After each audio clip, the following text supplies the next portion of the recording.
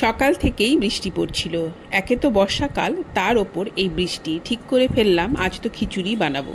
বাড়িতে সবাই খিচুড়ি খেতে খুবই পছন্দ করে, যা ভাবা তাই করা।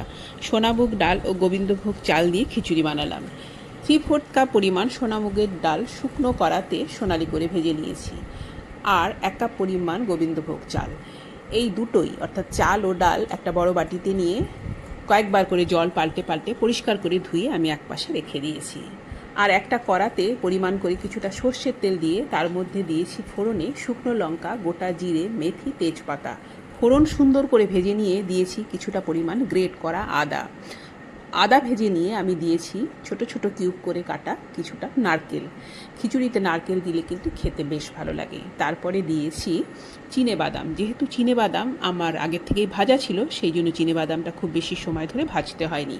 তারপরে দিয়েছি কিছুটা টমেটো দিয়ে টমেটোর ওপরে আমি দিয়েছি পরিমাণ করে লবণ, হলুদ গুঁড়ো, কিছুটা জিরের গুঁড়ো, কিছুটা ধনের গুঁড়ো। অল্প জল দিয়ে মশলা ভালো করে কষে নিয়ে এখানে দিয়েছি ছোট 1 বাটি পরিমাণ মটরশুঁটিও কিছুক্ষণ কষে নিয়েছি। তারপর দিয়েছি ধুয়ে রাখা চাল ও ডাল। মশলার সাথে এই চাল ও ডাল প্রায় 3 থেকে 4 মিনিট সময় নিয়ে খুব ভালো করে ভেজে নিয়ে দেব পরিমাণ করে গরম জল। যেহেতু খিচুড়ি বানাচ্ছি আর খিচুড়িটা আমি একটু নরমই বানাবো, সেজন্য জলটা একটু বেশি করে দিতে হবে।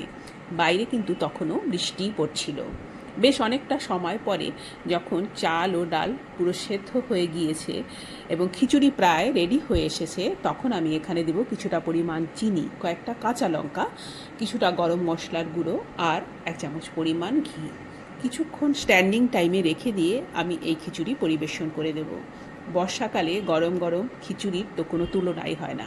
সাথে যদি আলু ভাজা, টমেটোর চাটনি, লেবু আর ঘি থাকে, তাহলে তো কোনো কথাই নেই। আমি গরম গরম খিচুড়ি পরিবেশন করে দিচ্ছি। আপনারা দেখুন এটা দেখতে কতটা সুন্দর হয়েছে। আর এই খিচুড়ি বানাতে কিন্তু কোনো ঝামেলাই নেই, কেন কি এটা আলাদা করে ফোড়ন দিতে হবে না। এইভাবে আপনারা একদিন খিচুড়ি বানিয়ে দেখবেন, এটা কিন্তু খেতে খুবই সুন্দর হয়। তৈরি হয়ে গেল গরম গরম খিচুড়ি।